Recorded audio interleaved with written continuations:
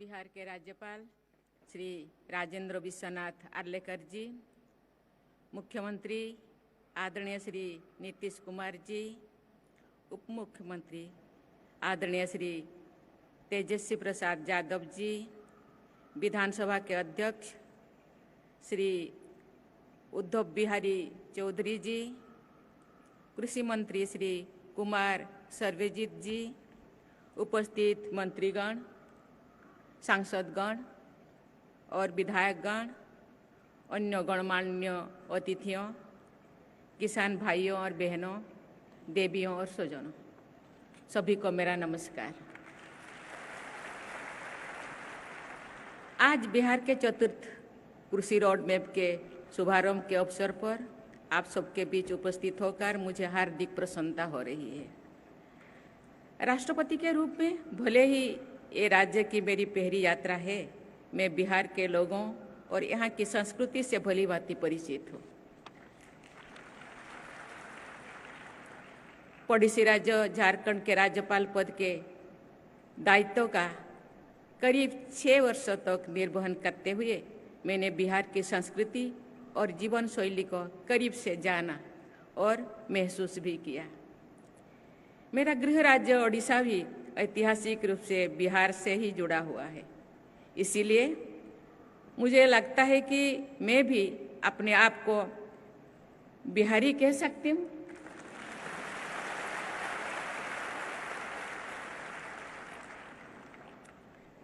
कृषि बिहार की लोक संस्कृति का एक अहम हिस्सा है।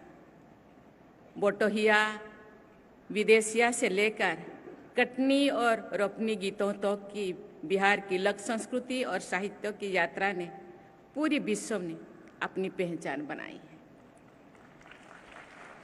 मैंने सूरीनाम की अपनी यात्रा के दौरान वहाँ पर पुरातन बिहार के झलक देखा। विशाल भौगोलिक दूरी और अलग अलग टाइम जोन में होते हुए भी बिहार से गए लोग ने जहाँ तक वहाँ और रहते हैं अपनी संस्कृति और परंपरा को संजोए रखा है, वही दूसरे ओर स्थानीयता में भी रोच बस गए हैं। देवियों और स्वजनों, बिहार की सभ्यता विश्व की प्राचीनतम सभ्यताओं में से एक है।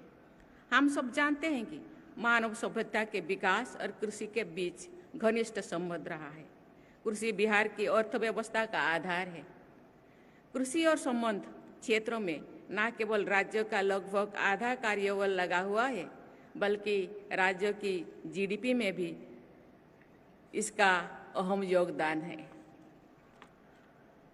इस प्रदेश की उन्नति के लिए कृषि क्षेत्र का सर्वांगीण विकास अत्यंत आवश्यक है।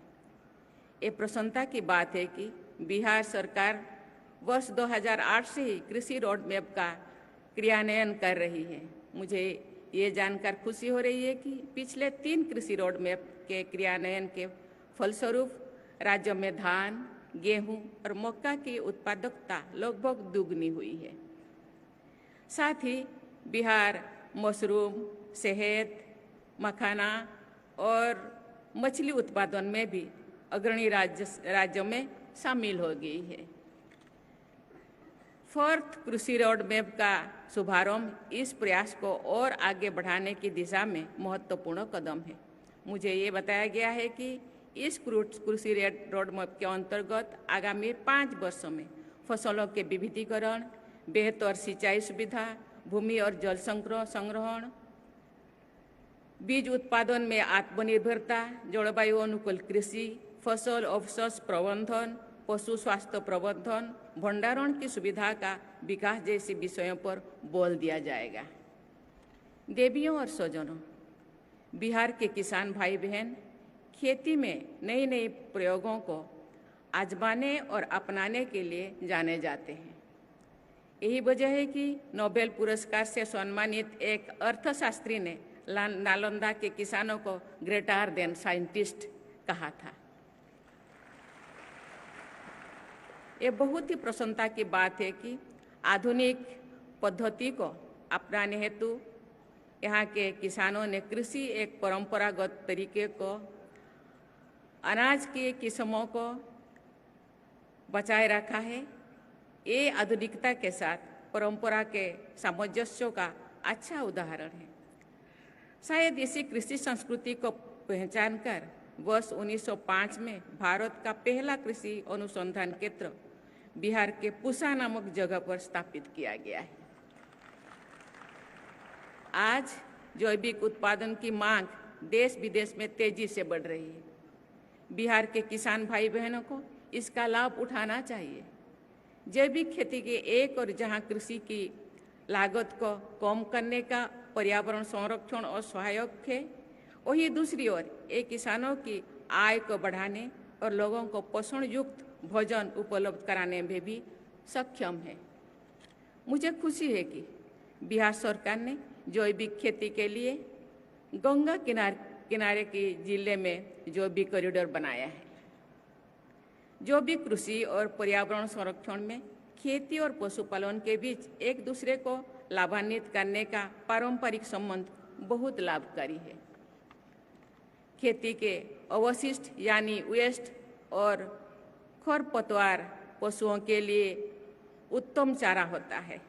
पशुओं का गोबर भी जैविक खाद के काम करता है। बिहार में अधिकांश किसान सीमांत किसान हैं। उनके लिए आधुनिक यंत्रों का उपयोग आर्थिक दृष्टि से व्यवहारिक नहीं होता है। अतः कृषि और पशुपालन का एक दूसरे के पूरक के रूप में प्रयोग किसानों को आर्थिक रूप से सबल बनाने की दिशा में महत्वपूर्ण है। ग्लोबल वार्मिंग और जलवायु परिवर्तन एक वैश्विक समस्या है। ये पूरी मानवता के अस्तित्व के लिए संकट है, लेकिन इसका सबसे ज़्यादा प्रभाव गरीब और वंचित लोगों को पर पड़ता है। मुझे बताया गया है कि हाल के वर्षों में बिहार में बहुत कम बारिश हुई है। बिहार एक जल संपन्न राज्य माना जाता रहा है। नदियाँ और तालाब इस राज्य की पहचान रही है। इस पहचान को बनाए रखने के लिए जल संरक्षण पर ध्यान देना अत्यंत आवश्यक है। मेरी राय है कि जलवायु परिवर्तन की चुनौती से निपटने में क्लाइमेट रेजिलिएंट एग्रीकल्चर महत्वपूर्ण भूमिका निभा सकता है। वर्तमान कृषि पैटर्न में बदलाव लाकर बायोडाइवर्सिटी को बढ़ावा दिया जा सकता है। जल स्रोतों का दोहन कम किया जा सकता है। मिट्टी की उर्वरता का संरक्षण किया जा सकता है और सबसे बढ़कर लोगों की थाली में संतुलित भोजन पहुंचाया जा सकता है। मुझे ये जानकर प्रसन्नता हो रही है कि बिहार की एक प्रमुख फसल मक्के से इथेनॉल का उत्पादन किया जा रहा है। फसिल फ्यूल पर निर्भरता को कम करने, पर्यावरण संरक्षण और देश की ऊर्जा सुरक्षा की दिशा में ये एक महत्वपूर्ण कदम है। सब्जियों और फलों का उत्पादन भी आर्थिक और पर्यावरण की दृष्टि से लाभदायक हो सकता है। बिहार अनानास, आम, केला, अमरूद और लीची का प्रमुख उत्पादन राज्य है। यहाँ पर गोभी, बैंगन, आलू, प्याज जैसी सब्जियां भी प्रचुर मात्रा में उगाई जाती है। बिहार के मखाना, कतरनी चावल, मोरचा धान, जर्दालू आम, सही लीची और मोघी पान को जीआई टैग मिला हुआ है। लेकिन सब्जियों और फलों के बड़े पैमाने पर उत्पादन में भंडारण, परिवहन और बाजार जैसी समस्याओं सामने आती है। उचित भंडारण, सस्ती और विश्वसनीय परिवहन व्यवस्था और व्यापक बाजार उपलब्ध कराकर फलों और सब्जियों के उत्पादन को प्रोत्साहित किया जा सकता है।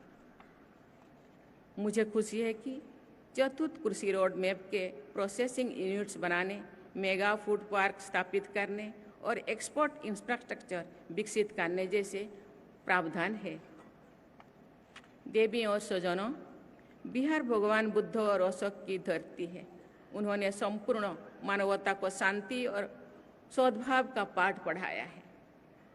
आप इस पावन धरती के वासी हैं, इसीलिए आपसे ये अपेक्षा की जाती है कि आप एक ऐसी समाज का आदर्श प्रस्तुत करें जिसमें द्वेष और कलह की कोई गुंजाइश नहीं होना चाहिए।